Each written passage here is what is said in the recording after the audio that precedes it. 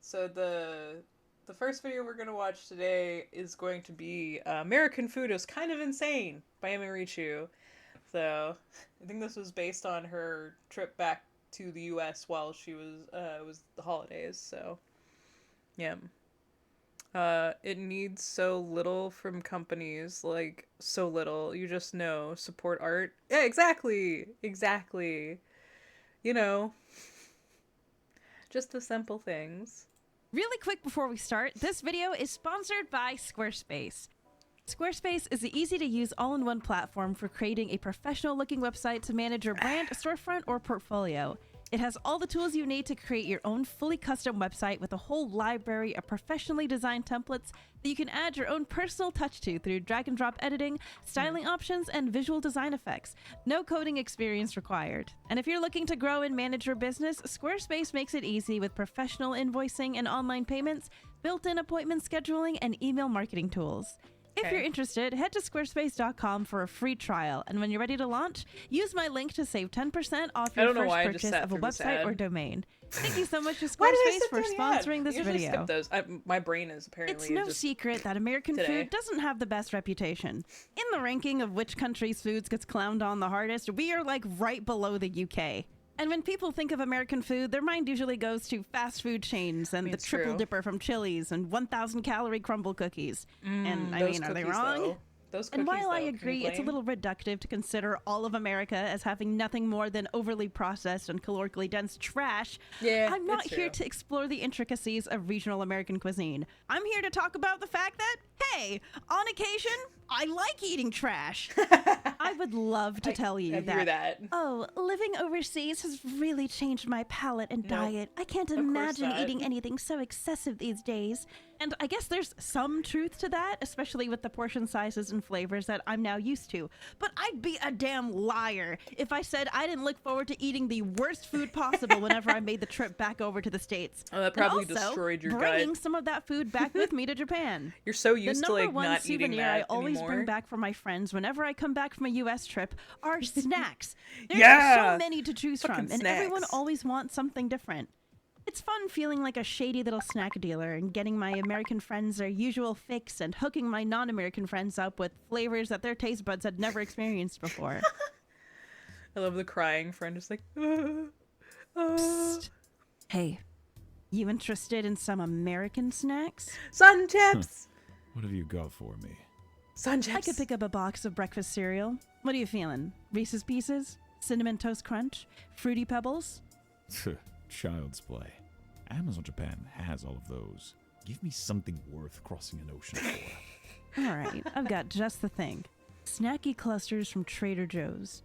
A 4-way combination of potato chips, corn chip dippers, pretzel nuggets, and milk chocolate. A perfect blend of sweet and salty. I didn't know about that. That's more like it. What's hot on the market these days? I usually bring back bags of Takis and Flaming Hot Cheetos. Damn, that's a lot of Red 40. You working with the hot stuff, huh? If you're interested, I'll throw in a bottle of Hidden Valley pickle-flavored ranch. What the fuck? I didn't know they had pickle-flavored ranch. Oh my god, I've actually been craving some white cheddar Cheez-Its. Can I get a box of those instead? Oh, yeah, totally. I got you, dude. So for my most recent U.S. trip, Didas and I traveled to Maine for the holidays, and we planned out all of our favorite foods that we couldn't wait to eat again. Chipotle, Popeyes, Panda Express, bagels, you get the idea. It's like whenever I go back to my hometown, you probably witnessed my food adventures during the week that I was away. An entire week of overindulgence does have its consequences, however, and the human body does not care if you're on holiday and just trying to enjoy yourself. Because after eating boxed mac and cheese for breakfast for the second day in a row, and we're about to head into TMI territory, so this is your final warning. TMI, turn back if you don't want to know. I was super constipated. Yep. I can't remember the last time I was this constipated. It was pain. It felt like I had a boulder wedged in my bowels. You know when a poop sesh is so painful, you have to just take off all your clothes, socks and all, and just lean over and hold onto something like you're bracing for impact, and your toes are like fully clenching the bath mat? It was one of those. Do you know how every time someone goes to take a dump, they're always jokingly like, oh man, I was fighting for my life in there. Yep. I was fighting for my life in there. And I had nobody to blame but myself. And you know what? The consequences I don't of my give actions. a damn. The mac and cheese was worth it. The mac and Anyways, cheese was worth I it. got through it.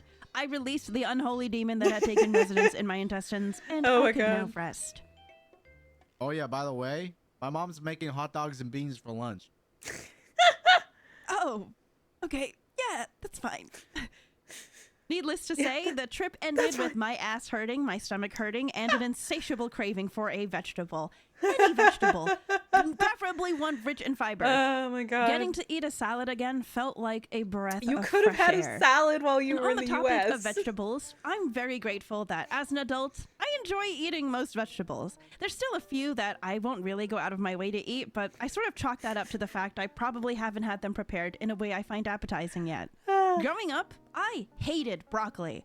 And it's because for most dinners, my mom would make broccoli and cheese by microwaving American cheese slices on Ew. top of unseasoned broccoli. And the steam from the Ew. broccoli would make this like watery broccoli cheese juice that would I settle don't at the like bottom of the broccoli, plate. but Listen, that sounds my like mom was working a gross. full-time job while having to cook Yeah, dinner I mean, that every makes day for a sense. family of 5. So I Yep. don't blame her at all for taking shortcuts for a side dish she didn't really care that much about. Yep. But that dish had me convinced that broccoli was the devil.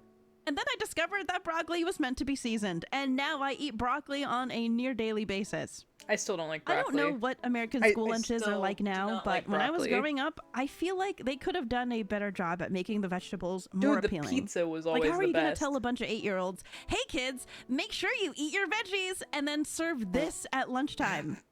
I True remember that. thinking green beans were also the devil because I only ever saw them in their gross, squishy, Wait, hang watery on, canned hang form on. Oh my goodness. Okay. So I have completely had a 180 on green beans. I never had it like pushed on me, but I remember whenever the one time I had them as a kid, I really disliked them.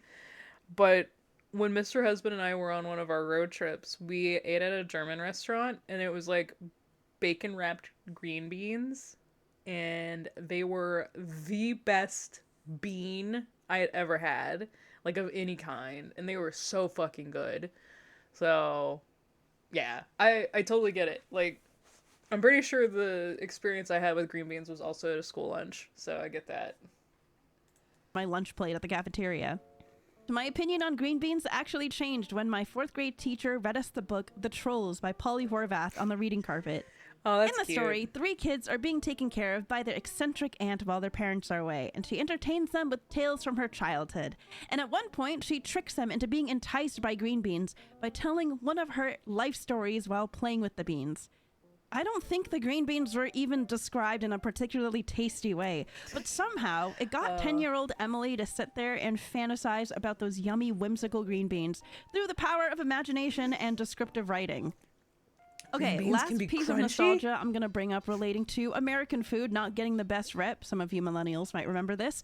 But there was an animated segment from Elmo's World that told the story of the girl who loved to eat and try new things. You know, obviously a short meant to encourage kids to not be picky eaters. You get the idea. Yeah.